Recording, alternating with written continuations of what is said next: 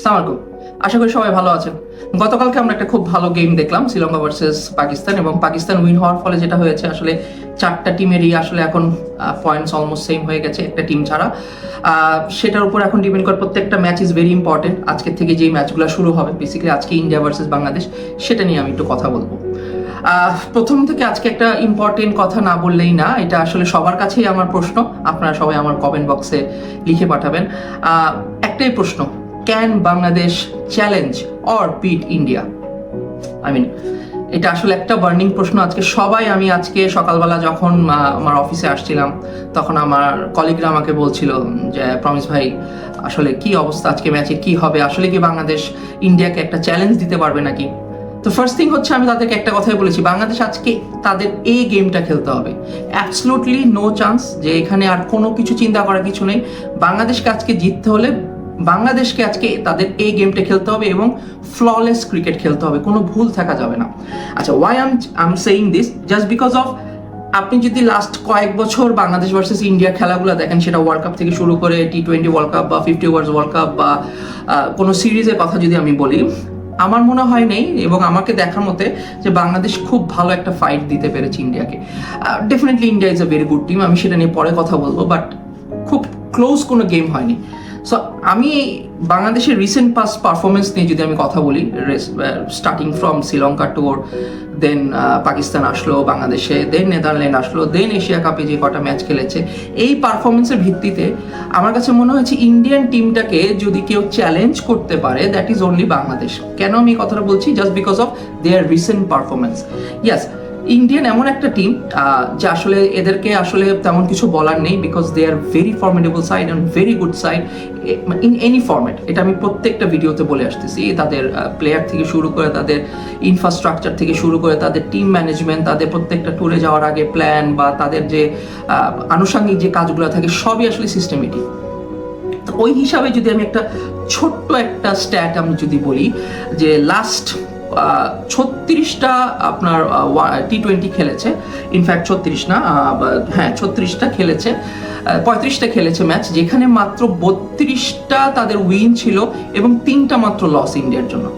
So it's a very high rate stat. কিন্তু আপনি চিন্তা করেন, মাত্র 3টা তাদের লস এবং 32টা উইন। সো এখান থেকে বোঝা যায় যে কত স্ট্রং টিম আসলে India. On the other hand, আপনি যদি দেখেন বাংলাদেশের যেটা হচ্ছে, আমি পারফরমেন্স নিয়ে যেটা একটু আগে বলছিলাম, বাংলাদেশের পারফরমেন্স হচ্ছে এখনকার পর্যন্ত আমার দেখা T20-তে সব থেকে বেস্ট এখন পর্যন্ত, আমি যদি বলি গত 1-1.5 বছরে। সো এই জিনিসটা, এই ফ্লোটা ধরে রাখতে হলে বাংলাদেশের যেটা সব থেকে ইম্পর্টেন্ট বেশি হচ্ছে, তাদের আজকে ব্যাটিংটা ভালো করতে হবে। হ্যাঁ, একদম এর থেকে আসলে বলার কিছু নেই। বাংলাদেশ যদি ব্যাটিংটা ভালো করে, বাংলাদেশের যে বোলিং লাইন আছে, আমার মনে হয় এটা ইন্ডিয়াকে একটু চেপে ধরার মতো, ইটস গুড এনাফ। আমি যদি এখন একটু স্ট্যাট বাই স্ট্যাট আসি, বা আমি যদি একটু আপনাদেরকে বলি, সেখানে দেখবেন যে লাস্ট 5 ম্যাচে ইন্ডিয়ার কিন্তু কোনো লস নেই, একদমই কোনো T20-তে কোনো লস নেই। অন দ্য আদার হ্যান্ড, আমি যদি লাস্ট 5 ম্যাচ বাংলাদেশে কাউন্ট করি, সেখানে মাত্র 1টা লস, 4টা উইন। সো এটাও একটা বড় একটা স্ট্যাট। কিন্তু এটা আমরা সবাই জানি, বড় বড় টিমরা কিন্তু প্রথমে খেলার আগে স্ট্যাটগুলো দেখে, প্লেয়ারদের উইকনেসেসগুলো দেখে, ওদের স্ট্রং সাইডগুলো নিয়ে ওরা কথা বলে। সো এইটাও কিন্তু এটা কিন্তু একটা কোয়েশ্চেনেবল যে থিং থাকবে ইন্ডিয়ার, যে যারা আজকে তাদের সাথে খেলতে নামছে, তারা কিন্তু তাদের রিসেন্ট পারফরমেন্স খুবই ভালো এবং তাদের মাত্র 5টা ম্যাচের মধ্যে, লাস্ট 5টা ম্যাচের মধ্যে 4টা উইন, 1টা লস। সো সেই হিসেবেও কিন্তু ইন্ডিয়া আজকে একটু হলেও আমার মনে হয় বাংলাদেশ টিমকে নিয়ে চিন্তা করবে। আমি যদি একদম পিচ থেকে শুরু করি, অ্যাজ ইউজুয়াল একই জায়গায় খেলা হচ্ছে, আবুধাবিতে খেলা হচ্ছে, এবং এখন আর তেমন ফ্রেশ উইকেটে খেলা হচ্ছে না। যে কটা খেলা হয়েছে ফ্রেশ উইকেটে খেলা হয়ে গেছে, এখন ইউজড উইকেটেই খেলা হচ্ছে। সো দেখা যাচ্ছে ইউজড উইকেটে খেলা হলে, যেমন গতকালকে আমরা দেখেছি যে একটু কিন্তু স্লোয়ার বলাররা যখন আসতেছে, তখন কিন্তু আসলে বলটাকে মারাটা খুব ডিফিকাল্ট হয়ে যাচ্ছে ব্যাটসম্যানদের জন্য। যখন নতুন বলে একটু জোরে কেউ বল করছে, তখন কিন্তু মোটামুটি ব্যাটসম্যানরা ইটস ভেরি ইজি তাদেরকে ফেস করা বা বাউন্ডারি বা ছক্কা হাঁকানো। এরপর যখন স্লোয়ার বলাররা আসতেছে, একটু কিন্তু ডিফিকাল্ট হয়ে যাচ্ছে। তো এখান থেকে বোঝা যায় যে আবুধাবির উইকেটটা যত দিন যাচ্ছে একটু স্লোয়ার দিকেই যাচ্ছে, এবং ব্যাটসম্যানদের জন্য একটু ডিফিকাল্ট হয়ে যাচ্ছে ব্যাটিং করা, যখন স্লোয়ার বলাররা বা পেস বলাররা যখন বিভিন্ন রকম ভেরিয়েশনে বল করে। সো গতকালকে আমরা কিন্তু দেখেছি দেখেছি রানটা কিন্তু পাকিস্তান চেস করতে গিয়ে তাদের একটু সমস্যা হয়েছিল, বিকজ শ্রীলঙ্কার অনেকগুলো স্পিনার্স ছিল অ্যান্ড আপনার স্লোয়ার বলার্স ছিল। সো আমি যদি আজকে একটু স্পটলাইটে আনি বাংলাদেশের স্পটলাইট প্লেয়ার্সরা যদি আমি বলে থাকি, তাহলে আমার কাছে মনে হবে বাংলাদেশের স্পটলাইট প্লেয়ার্স হচ্ছে ফার্স্ট থ্রি, তানজিদ তামিম, লিটন দাস এবং মাঝখানে মিডল ওভার্সের তহিদ হৃদয়। এই তিনটা ব্যাটসম্যানকে অবশ্যই আজকে জ্বলে উঠতে হবে এবং অবশ্যই তাদেরকে ভালো খেলতে হবে। দেখেন একটা কথা আছে, যখন you are playing good against big teams, তাহলে কিন্তু আপনি নামটা ইন্টারন্যাশনালে কিন্তু আপনি নিজের নামটা কিন্তু ওভাবে রাখতে পারবেন। আপনি ছোট টিমের সাথে আপনি অনেক রান করছেন, বাট বড় টিমের সাথে আপনি রান করতে পারছেন না বা পারফর্ম করতে পারছেন না, সেই হিসাবে কিন্তু তখন আপনাকে ওয়ার্ল্ড ওয়াইড কিন্তু সেরকম রেকগনাইজ করা হয় না। বাট আজকের দিনটা এই ধরনের ম্যাচগুলো it's very important, specially against India or Australia.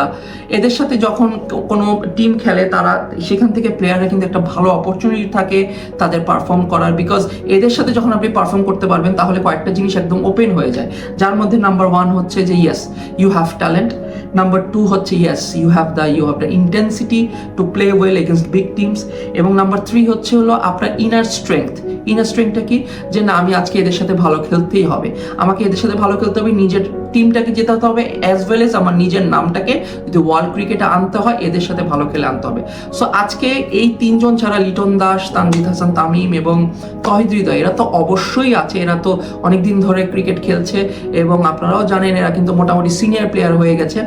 এরপর যদি সাইফ হাসানের কথা বলি, শামীম হোসেনের কথা বলি, জাকির হাসান অনেকের কথা বলি, এদের যেহেতু তেমন ইন্ডিয়ার সাথে খেলা হয় না, বিকজ বাংলাদেশ তেমন বায়োল্যাটারাল সিরিজ বলেন বা কোনো ইন্টারন্যাশনাল সিরিজটা ওরকম ইন্ডিয়ার সাথে খেলা হয় না, তো সেক্ষেত্রে কিন্তু এই ওদের জন্য একটা গোল্ডেন চান্স নিজেকে প্রুভ করার এবং ভালো প্লেয়ার যে তোমরা, সেটা আসলে এই জায়গাটা থেকে নিজেকে প্রুভ করার জন্য আজকের ম্যাচটা ইজ ভেরি ইম্পর্টেন্ট।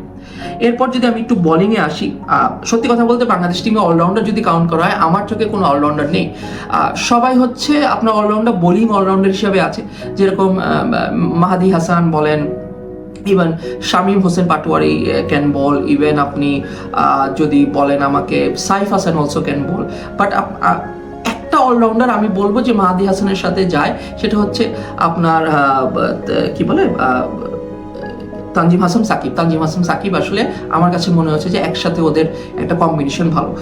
এইখানে একটা কথা না বললেই না, যে আমি কিন্তু আজকে আসলে আমার কাছে মনে হয় তানজিম হাসান সাকিবকে সুযোগ দেওয়া উচিত, বিকজ লাস্ট কয়েকটা ম্যাচেও আমরা দেখেছি তানজিম হাসান সাকিব ইন্ডিয়ার সাথে খুব ভালো করেছে। সো সেই হিসাবে আজকে ওকে সুযোগ দেওয়া উচিত, বিকজ এরকম কিছু থাকে যে কিছু কিছু টিমের সাথে কিছু কিছু প্লেয়াররা কিন্তু খুব ভালো করে। সো এরপর যদি আমি বোলিংয়ে আসি, আজকের জন্য আসলে যেটা আমি ব্যাটিংয়েও বললাম, বাংলাদেশের আজকের জন্য বোলিংয়ে বাংলাদেশের নাম্বার 1 হচ্ছে হলো মুস্তাফিজুর রহমান, নাম্বার 2 হচ্ছে তাসকিন আহমেদ। এই দুজনকে আপফ্রন্টে ভালো করতেই হবে যদি তাদেরকে ভালো স্কোর ডিফেন্ড করতে হয় অথবা তাদেরকে আর্লি রানে আউট করতে হয়। সেই ক্ষেত্রে তাসকিন আহমেদ এবং মুস্তাফিজুর রহমানের রেসপন্সিবিলিটিসটা আজকে একদম আপফ্রন্ট থেকে কাঁধে নিতে হবে। এরপর যদি কেউ আসে তো নাসুম আহমেদ, যেহেতু নাসুম আহমেদ নতুন বলে ভালো বল করছে, ও ভালো 2টা ম্যাচ খেলেছে। আমার কাছে মনে হয় লাস্ট ম্যাচটা ছাড়া প্রথম ম্যাচে যে বোলিং করেছে সেই বোলিংটা যদি ও আজকে ইন্ডিয়ার সাথে করতে পারে, আমার মনে হয় it will be good for Bangladesh, because ওর একটা নতুন বলে ভেতরে আসার একটা প্রবণতা আছে বলের, ইভেন দো একটা ওর কিন্তু উইকেট থেকে নতুন বলে একটা পারচেজেরও একটা ব্যাপার আছে, যেহেতু রাউন্ড অ্যাকশন, সো সেই হিসাবেও কিন্তু একটা বাইট পায় উইকেট থেকে। সো সেই ক্ষেত্রে যেহেতু স্লোয়ার উইকেট, সেখানে নাসুম আহমেদের কিন্তু আজকে পারফর্ম করারও দিন, প্লাস হচ্ছে একটা উইকেট থেকে একটা অ্যাডভান্টেজ নেওয়ার দিন। সো এই 3টা বলার আমার কাছে মনে হচ্ছে বাংলাদেশে আজকে টপ মোস্ট হতে হবে যদি বাংলাদেশকে আজকে জিততে হয়, অ্যাজ ওয়েল অ্যাজ আমি যে নামগুলো বললাম বাংলাদেশের ব্যাটিং এবং অলরাউন্ডার তাদের। এরপর যদি আমি ইন্ডিয়াতে আসি, আসলে ইন্ডিয়াকে নিয়ে কথা বলার আগে আমাকে 2টা জিনিস বলতেই হবে। এই কথাগুলো আমি আগেও বলেছি, আবারও বলছি, ভাই আপনারা আমাকে পছন্দ করেন আর না করেন that's up to you, but আমি সত্যি কথা বলতে সবসময় পছন্দ করি। ভাই India is a very formidable side. আপনি T20 বলেন, টেস্ট বলেন, ওয়ানডে বলেন, সব জায়গায় ইন্ডিয়া হচ্ছে T20 একটা ফর্মিডেবল সাইড। আমি রিসেন্টলি একটা ইন্টারভিউ দেখছিলাম আমাদেরই কমেন্টেটর এবং বা আমাদের দেশের স্পোর্টস জার্নালিস্ট মাজহারউদ্দিন অমি, উনি একটা খুব ভালো এক্সাম্পল দিয়েছে যে চাইনিজ ব্যাম্বুর কাহিনীটা বলেছে, যে সবাই আমরা জানি হোয়াট ইজ চাইনিজ ব্যাম্বুর কাহিনী। একটা সার্টেন টাইম পর্যন্ত বড় হতে থাকে না, এবং ও যখন বড় হওয়া শুরু করে তখন আসলে এত বড় হয়ে যায় যে তার আশেপাশে যারা থাকে তারা ওকে কেউ আর ধরতে পারে না। সেম গোজ আমার কথা হচ্ছে ইন্ডিয়ান টিম। একটা সময় কিন্তু ইন্ডিয়ান টিম ওদের টিমটা ভালো করছিল না, ইন্ডিয়ান টিম টিম কিন্তু ইনফ্রাস্ট্রাকচার প্রচুর ওরা কি বলবো কাজ করেছে, প্লেয়ারদের উপর ইনপুটস করেছে, ইনভেস্ট করেছে, টুর্নামেন্টগুলোতে ইনভেস্ট করেছে, করতে করতে কিন্তু আজকে যে ইন্ডিয়ান টিমটা দেখতেছি এগুলো কিন্তু লাস্ট 20 বা 15 ইয়ার্সেরই কিন্তু ওদের ইনভেস্টমেন্টের ফল। আজকে আমরা এই যে অভিষেক শর্মা এত ভালো পারফরমেন্স দেখছি, শুভম গিল এত ভালো পারফরমেন্স দেখছি, এখানে দেখছি বিরাট কোহলি, রোহিত শর্মার অ্যাবসেন্সটা আসলে আমাদের চোখেই পড়ছে না।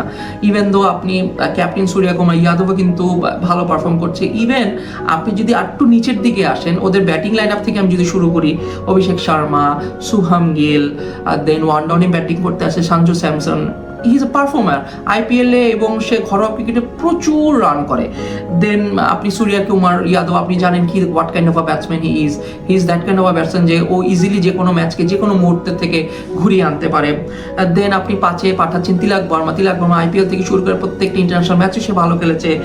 নাম্বার 6-এ হার্দিক পান্ডিয়া, ওকে নিয়ে আসলে বলার কিছু নেই, হি ইজ মানে মানে হার্দিক পান্ডিয়াকে দেখে আসলে আমাদের অনেক দেশে বাংলাদেশের ক্রিকেটারদের অনেক কিছু শেখা উচিত, যে যেভাবে ওর লাইফে আপস অ্যান্ড ডাউনস হয়েছে, তারপর সে যেভাবে কামব্যাক করেছে, তার ইনজুরি ছিল অনেক বড়, সেখান থেকে সে কামব্যাক করে পারফর্ম করেছে, ডোমেস্টিকও পারফর্ম করেছে, এবং ওর যে একটা অ্যাটিটিউড, যে মানে damn care attitude towards cricket, মানে এই ধরনের আসলে ক্রিকেট খেলাটাই আমার মনে হয় উচিত। যেরকম আমার মনে হয় আমি যদি আজকে কোনো হার্দিক পান্ডিয়ার সামনে দাঁড়াতাম, আমি দুবার চিন্তা করতাম ওর সাথে কথা, because he is that kind of person যে ওর সাথে কথা বলতে গেলে দুবার চিন্তা করতে হবে, কারণ ওর ভাইফটাই এরকম। সে ক্রিকেটেও কিন্তু সেই জিনিসটা ধরে আসে। আপনারা হয়তো বলতে পারেন এটা অ্যারোগেন্স, বাট এটা আমার কাছে অ্যারোগেন্স না, বিকজ ও জানে ওর আশেপাশে কেউ নাই এরকম।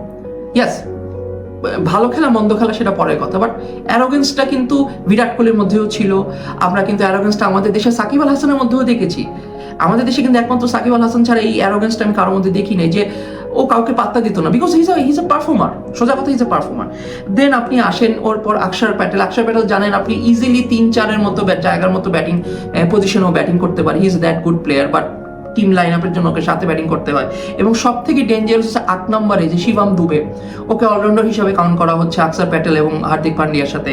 আপনি চিন্তা করেন শিবম দুবে যখন 8 নম্বরে ব্যাটিং করছে, আমরা সবাই দেখছি চেন্নাই সুপার কিংসও 4-এ ব্যাটিং করেছে, ইভেন 3-এ ব্যাটিং করেছে, ইভেন 5-এ ব্যাটিং করে এসে বিভিন্ন ম্যাচ জিতিয়েছে চেন্নাই সুপার কিংসে। So he is a performer. এই 8টা প্লেয়ার যখন আপনার একটা টিমে থাকে, অল আর পারফরম্যান্স, সো এখানে একটু অপোনেন্ট টিমের জন্য এটা যে কোনো জায়গায় এটা আসলে চিন্তার বিষয় থাকে। দেন আপনি যদি বোলিং অ্যাটাকে আসেন, বুমরা, কুলদীপ যাদব, আসলে এরা তো বল করছে, মানে আমার কাছে মনে হচ্ছে যে এদের কাছে খুব ইজি লাগে ক্রিকেটটা। এত ওরা আসলে ডোমেস্টিকে আইপিএল এর মতো টুর্নামেন্টগুলো যখন বিদেশি প্লেয়ারদের সাথে ওঠা বসা করে, ওরা যখন শোল্ডারগুলো রাব করে বিভিন্ন প্লেয়ারদের সাথে, এটা ওদের কাছে খুব ইজি হয়ে যায়। তো এই ধরনের টুর্নামেন্ট বাংলাদেশের আসলে করা উচিত, যেখানে ইন্টারন্যাশনাল বড় বড় প্লেয়াররা আসবে, আমাদের প্লেয়ারদের জন্য অনেক ভালো হবে। সো যেটা বলছিলাম যে মানে 10টা প্লেয়ার যখন একটা টিমে এত ভালো হয়, তখন আসলে বলা কিছু নেই। ইভেন আমি এই নামটা আপনাদেরকে বলবো, ভারুণ চক্রবর্তী, ওকে আসলে পিক করাটা ইটস ভেরি ডিফিকাল্ট, এবং প্রত্যেকটা খেলায় দেখবেন he is very economical, just because of প্রচুর ভেরিয়েশন, 1-2টা ভেরিয়েশন না, ওর মনে হয় মিনিমাম 6 থেকে 7টা ভেরিয়েশন আছে বোলিংয়ে, যার জন্য ব্যাটসম্যানদের জন্য পিক করতে ওকে খুব কষ্ট হয়ে যায়। সো এইরকম টিমের এগেনস্টে যখন আপনি ভালো খেলবেন, definitely world will recognise you as a very good player. So আমি এরপর যদি আসেন, আপনি মানে সোজা সাপটা কথা, আজকে ইন্ডিয়ান টিম নিয়ে আসলে প্রেডিকশন করার কিছু নেই। ইন্ডিয়ান টিম আমার মনে হয় অ্যাজ ইট ইজ যে টিমটা আমি বললাম, এই টিমটাই ওরা খেলাবে। খুব বেশি চেঞ্জেস আমার মনে হয় না they will bring to this team, because ওরাও জানে বাংলাদেশ খুব ভালো খেলছে। আর বাংলাদেশে আমি যদি বলি, হ্যাঁ, তানজিদ হাসান তাকিম ওপেন করবে, দেন আপনার কি বলে ওর সাথে ওপেন করবে হচ্ছে কি বলে সাইফ হাসান ওপেন করবে। সাইফ হাসান খুব ভালো ফর্মে আছে, এবং 3-এ যাচ্ছে লিটন, 4-এ যাচ্ছে তহিদ হৃদয়, দেন 5-এ যাচ্ছে শামীম হোসেন পাটোয়ারি, 6-এ যাচ্ছে জাকির আলী অনেক, দেন মাহাদি হাসান। এই জায়গাটা 8 নম্বর প্লেয়ারটা আমি মনে করি আজকে তানজিম হাসান সাকিবকে সুযোগ দেওয়া উচিত। সোজা কথা, সাকিবকে আসলে কোনোভাবেই আজকে ইগনোর করা উচিত না। ওর বোলিংটাও খুব কাজে দিবে, ওর ব্যাটিংটাও কাজে দিবে, লাইনটাও বড় হবে, 7-8 নম্বর পর্যন্ত একটা ব্যাটসম্যান থাকবে। যদি টপ 4টা প্লেয়ার যদি কোনো কারণে কলাপস হয়ে যায়, নিচের দিকে মিডল অর্ডার্সদের ধরতে পারবে, হি ক্যান ব্যাট। সো এরপর অ্যাজ ইউজুয়াল নাসুম আহমেদ, মুস্তাফিজ এবং আপনার কি বলে তাসকিন আহমেদ। এটাই ছিল আমার আজকে কথা। এবং আমি যদি প্রেডিকশনের কথা বলি, আজকে ম্যাচ উইন ডেফিনেটলি আমি চাবো বাংলাদেশ আজকে ইন্ডিয়াকে হারাবে, বাট যদি বাস্তবতা আমাকে বলে, ডেফিনেটলি আমি দেখছি আজকে ইন্ডিয়া কিন্তু আপার হ্যান্ড আছে। বাট ইয়েস, মনের থেকে আমি ডেফিনেটলি রিসেন্ট পারফরমেন্স থেকে আবার একটা কথা বলি, যদি ইন্ডিয়াকে কেউ হারাতে পারে, এবং যদি আমাদের দেশীয় ভাষায় বলি কেউ যদি বাড়ি দিতে পারে, তাহলে সেটা হচ্ছে একমাত্র বাংলাদেশ। সবাই বাংলাদেশের জন্য দোয়া করবেন, আজকে খেলার অবশ্যই সবাই দেখবেন। এগুলো আজকে শেষ করছি। আসসালামু আলাইকুম।